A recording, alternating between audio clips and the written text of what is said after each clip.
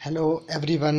आज की इस वीडियो में हम डिस्कस करेंगे चाइल्ड साइकोलॉजी के कुछ इंपॉर्टेंट क्वेश्चंस जो मेनली आपको एचपी टेट मेडिकल और एचपी टेट आर्ट्स के एग्ज़ाम में काफ़ी हेल्पफुल साबित होंगे। तो फ्रेंड्स, वीडियो को शुरू करने से पहले अगर आप चैनल पे पहली बार विजिट कर रहे हो तो चैनल को सब्सक्राइब कर दें।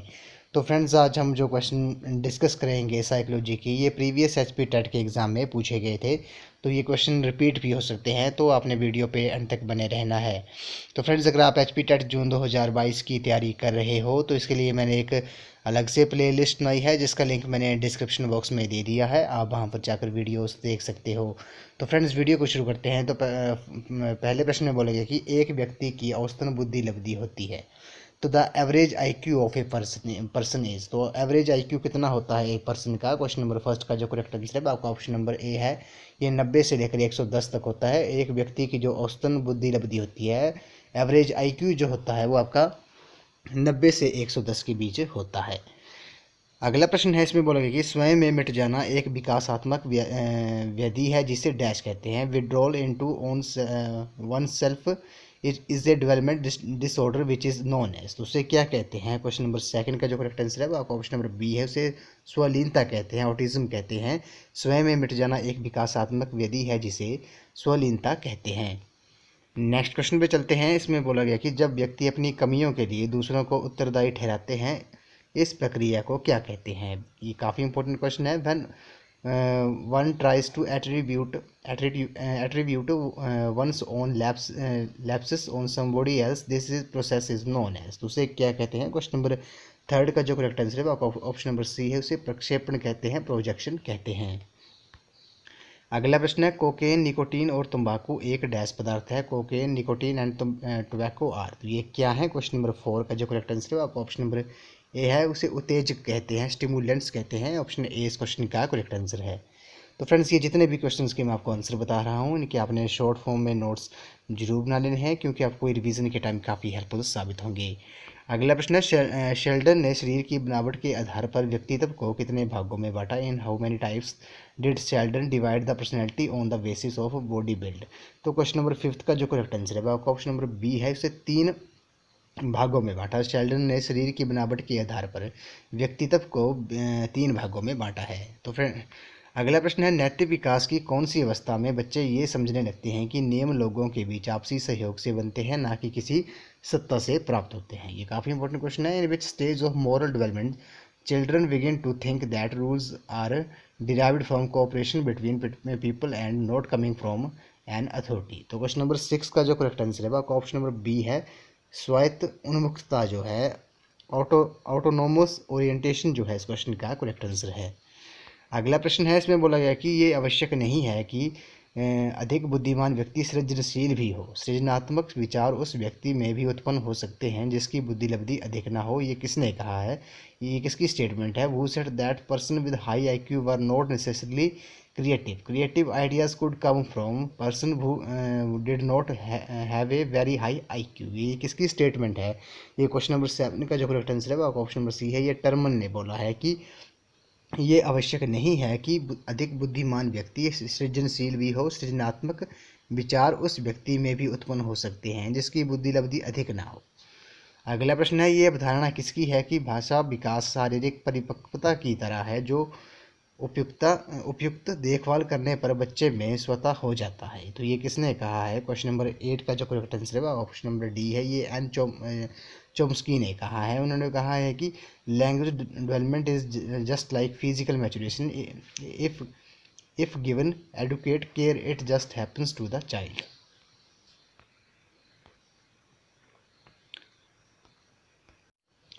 अगले प्रश्न में बोला गया है कि पालन की कौन सी शैली के परिणाम स्वरूप बच्चे आक्रामक, स्वतंत्र निर्णय लेने में अक्षम तथा उत्तरदायित्वों से दूर भागने वाले होते हैं? ये काफ़ी इंपॉर्टेंट क्वेश्चन है। क्वेश्चन नंबर 9 का जो करेक्ट आंसर है ऑप्शन नंबर सी है, उदार अनुज्ञात्मक जो है इस क्वेश्चन का करेक्ट आंसर है। अगले प्रश्न पे चलते हैं। इसमें बोला गया कि प्राचीन अनुबंधन में भोजन को किस नाम से जाना जाता है? In classical conditioning food is known as. तो प्राचीन अनुबंधन में भोजन को किस नाम से जाना जाता है? क्वेश्चन नंबर 10 का जो करेक्ट आंसर है वो आपका ऑप्शन नंबर बी है, अनुबंधित उद्दीपक के नाम से जाना जाता है, अनकंडीशनड स्टिमुलस के नाम से। In classical conditioning food is known as unconditioned stimulus. Option number 20 question का करेक्ट आंसर है। अगला प्रश्न है, इसमें बोला गया कि निम्न में से कौन सा धनात्मक पुनर्बलक है। ए पॉजिटिव रीइंफोर्सर इज, तो ये वो क्या है। क्वेश्चन नंबर 11 का जो करेक्ट आंसर है वो आपका ऑप्शन नंबर बी है, पुरस्कार जो है, रिवॉर्ड जो है इस क्वेश्चन का करेक्ट आंसर है। अगला है एसटीएम से तात्पर्य है, तो एसटीएम की जो फुल फॉर्म होती है, एसटीएम स्टैंड्स फॉर, तो क्वेश्चन नंबर 12 का जो करेक्ट आंसर है वो आपका ऑप्शन नंबर बी है, शॉर्ट टर्म मेमोरी जो है वो आपकी एसटीएम की फुल फॉर्म है। अगला प्रश्न है, इसमें बोला गया कि रोजर्स के सिद्धांत की मुख्य अवधारणा डैश है, dash is the central concept in Rogers theory. तो क्वेश्चन नंबर 13 का जो करेक्ट आंसर होगा वो आपका ऑप्शन नंबर सी है, आत्म। रोजर्स के सिद्धांत की मुख्य अवधारणा जो है वो आपकी आत्म है, self is the central concept in Rogers theory. Option number C इस क्वेश्चन का करेक्ट आंसर है। क्वेश्चन नंबर 14 पे चलते हैं। फ्राइड ने व्यक्तित्व के मॉडल की संरचना की जिसके 3 भाग हैं। एक है इदम अहम और तीसरा क्या है। ये Freud constructed a model of personality with 3 parts, id, ego and superego. Option number 20 question का करेक्ट आंसर है। तो फ्रेंड्स, मैं आपको बार बार बोल रहा हूँ कि ये जितने भी क्वेश्चंस मैं आपको करवा रहा हूँ इनके अपने शॉर्ट फॉर्म में नोट्स जरूर बना लेने हैं, क्योंकि ये आपको रिवीजन के टाइम में काफ़ी हेल्पफुल साबित होंगे। अगला प्रश्न है मनोविज्ञान की। इसमें बोला गया कि प्रशिक्षण का अंतरण डैश परिस्थिति में आसान होता है, transfer of training in is easier in. तो ये कब ईजियर होता है, क्वेश्चन आसान कब होता है, ये आपका एक समान होता है। प्रशिक्षण का जो अंतरण है वो एक समान परिस्थिति में आसान होता है। Transfer of training is easier in similar situation. Option number A इस क्वेश्चन का करेक्ट आंसर है। अगले प्रश्न में चलते हैं। मनोविज्ञान की कौन सी विचारधारा ने संवेदना, प्रतिमाओं और अनुभवों के आधारभूत तत्वों की पहचान करने की कोशिश की।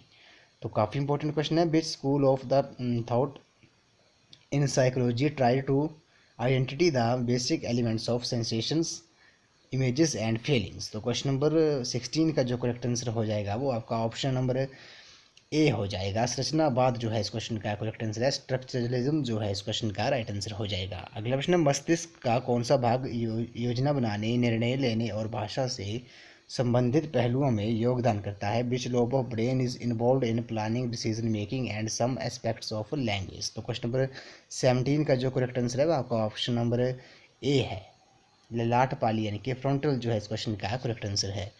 अगला प्रश्न है, एक अति सुरक्षित बच्चा क्या प्रदर्शित करने की कोशिश करता है। An over protected child will tend to display. Question number 18 का जो करेक्ट आंसर हो जाएगा वो आपका ऑप्शन नंबर ए है, यह आक्रामकता जो है इस क्वेश्चन का राइट आंसर है। अगला है, मनोविज्ञान में प्रयुक्त होने वाली प्राचीनतम विधि कौन सी है। The oldest method used in psychology. तो मनोविज्ञान में जो प्रयुक्त होने वाली सबसे पुरानी विधि है वो कौन सी है। क्वेश्चन नंबर 19 का जो करेक्ट आंसर है वो आपका ऑप्शन नंबर ए है, अंतर्निरीक्षण जो है, इंट्रोस्पेक्शन जो है इस क्वेश्चन का वो राइट आंसर है। अगला है, बुद्धि को परिभाषित किया जा सकता है। Intelligence can be defined as. तो बुद्धि को कैसे परिभाषित किया जा सकता है। क्वेश्चन नंबर 20 का जो करेक्ट आंसर है आपका ऑप्शन नंबर सी है, अमूर्त रूप से चिंतन करने और अनुभवों से सीखने की योग्यता को। The ability to think abstractly and learn from experience. इससे क्या होता है, इंटेलिजेंस को डिफाइन किया जा सकता है। अगला प्रश्न है, गर्भाधान के 2 से 8 सप्ताह के बीच के काल को क्या कहा जाता है। During conception period between 2 to 8 weeks is known as. तो उसे क्या कहते हैं। क्वेश्चन नंबर 21 का जो करेक्ट आंसर है आपका ऑप्शन नंबर बी है, भ्रूण काल कहते हैं इस क्वेश्चन का राइट आंसर है। अगला है, नवीन जानकारी को शामिल करने के लिए वर्तमान स्कीमा में बदलाव की प्रक्रिया डैश कहलाती है। The procedure in which existing schema is changed by adding और inclusion of new information is. तो उसे क्या कहते हैं। क्वेश्चन नंबर 22 का जो करेक्ट आंसर है आपका ऑप्शन नंबर बी है, उसे आत्मसात्करण कहते हैं, एसिमिलेशन कहते हैं। अगला प्रश्न, निम्न में से कौन सी इकाई का उपयोग सुनने की क्षमता को मापने हेतु किया जाता है। तो which unit is used to measure to hearing capacity. तो डेसिबल जो है वो इस क्वेश्चन का करेक्ट आंसर है। अगला प्रश्न है, निम्नलिखित में से कौन सा व्यक्तित्व मूल्यांकन का प्रक्षेपी परीक्षण नहीं है। Which of these is not projective test of personality measurement. तो क्वेश्चन नंबर 24 का जो करेक्ट आंसर हो जाएगा वो आपका ऑप्शन नंबर डी है, 16 PF परीक्षण जो है, 16 PF टेस्ट जो है वो आपका व्यक्तित्व मूल्यांकन का प्रक्षेपी परीक्षण नहीं है। अगला है हर्ष, क्रोध, भय तथा आश्चर्य को डैश कहा जाता है। Joy, anger, fear and surprise are called. तो उसे क्या कहते हैं? क्वेश्चन नंबर 25 का जो करेक्ट आंसर है आपका ऑप्शन नंबर सी है, उसे संवेग कहते हैं, इमोशंस कहते हैं। हर्ष, क्रोध, भय तथा आश्चर्य को संवेग कहा जाता है। अगला प्रश्न है वे प्रक्रिया जिसमें यादृच्छिक क्रम में प्रस्तुत शब्दों को पुनः स्मरण संगठित वर्गानुसार किया जाता है कहलाती है। The process in which randomly presented works are record in the organize category wise manner is called. तो उसे क्या कहते हैं? क्वेश्चन नंबर 26 का जो करेक्ट आंसर हो जाएगा वो आपका ऑप्शन नंबर डी है, उसे वर्ग गुच्छन कहते हैं, कैटेगरी क्लस्टरिंग कहते हैं। क्या? कैटेगरी क्लस्टरिंग कहते हैं। इसमें किसे कहते हैं? ये वे प्रक्रिया जिसमें यादृच्छिक क्रम में प्रस्तुत शब्दों का पुनः स्मरण संगठित वर्गानुसार किया जाता है, उसे वर्ग गुच्छन कहते हैं। अगला प्रश्न है, इसमें बोलेगा कि एरिक्सन द्वारा प्रस्तावित मनोसामाजिक विकास के चरणों में अंतरंगता एवं अलगाव के बीच अंतर्द्वंद का अनुभव व्यक्ति किस अवस्था में करता है? ये काफ़ी इंपॉर्टेंट क्वेश्चन है। In which stage of Erikson psycho social stages of development a person experience crisis conflict in intimacy versus isolation. तो ये किस अवस्था में करता है? क्वेश्चन नंबर 27 का जो करेक्ट आंसर है वो आपका ऑप्शन नंबर बी है, प्रारंभिक प्रौढ़ावस्था में, अर्ली एडल्टहुड में। अगला प्रश्न है मनोविज्ञान को विज्ञान का दर्जा कब प्राप्त हुआ? ये काफ़ी इंपॉर्टेंट क्वेश्चन है। Psychology has been considered a science since. तो मनोविज्ञान को विज्ञान का दर्जा कब प्राप्त हुआ? क्वेश्चन नंबर 28 का जो करेक्ट आंसर है वो आपका ऑप्शन नंबर सी है। ऑप्शन नंबर सी जो है 1800 के अंत तक मनोविज्ञान को विज्ञान का दर्जा प्राप्त हुआ। क्वेश्चन नंबर 29 में बोला गया कि एक बालक जिसकी बुद्धि लब्धि 105 है उसे किस वर्गीकरण में रखा जाएगा? In which classification would a child with intelligence quotient 105 be placed. तो क्वेश्चन नंबर 29 का जो करेक्ट आंसर है आपका ऑप्शन नंबर बी है, उच्च औसतन बुद्धि में उच्च औसतन बुद्धि जो है अब एवरेज इंटेलिजेंस वर्गीकरण में उसे रखा जाएगा। जिसकी एक बालक की बुद्धि लब्धि जो है IQ जो है वो आपकी 105 है, उसे उच्च औसतन बुद्धि अब एवरेज इंटेलिजेंस में रखा जाएगा। इस वीडियो को लास्ट क्वेश्चन है, अंतर्दृष्टि अधिगम मॉडल किसके द्वारा प्रस्तावित किया गया था? Insight learning model was presented by. तो इनसाइट लर्निंग मॉडल जो प्रेजेंट किया गया था, प्रेजेंट किसके द्वारा प्रदर्शित किया गया था? ये किया गया था आपका कोहलर द्वारा। ऑप्शन नंबर डी इस क्वेश्चन का करेक्ट आंसर है। तो फ्रेंड्स आज की वीडियो में बस इतना ही। आज हमने HP टेट आर्ट्स और मेडिकल के पॉइंट ऑफ व्यू से साइकोलॉजी के कुछ इंपॉर्टेंट क्वेश्चन डिस्कस किए जो प्रीवियस HP टेट के एग्ज़ाम में पूछे गए थे। तो फ्रेंड्स आई होप आपको वीडियो पसंद आई होगी, तो वीडियो को लाइक शेयर एंड सब्सक्राइब जरूर कर दें। और अगर आप HP टेट जून 2022 की तैयारी कर रहे हो तो इसके लिए मैंने एक अलग से प्लेलिस्ट बनाई है जिसका लिंक मैंने डिस्क्रिप्शन बॉक्स में दे दिया है, आप वहाँ पर जाकर वीडियोस देख सकते हो। तो आज की वीडियो में बस इतना ही। तो थैंक यू फ्रेंड्स।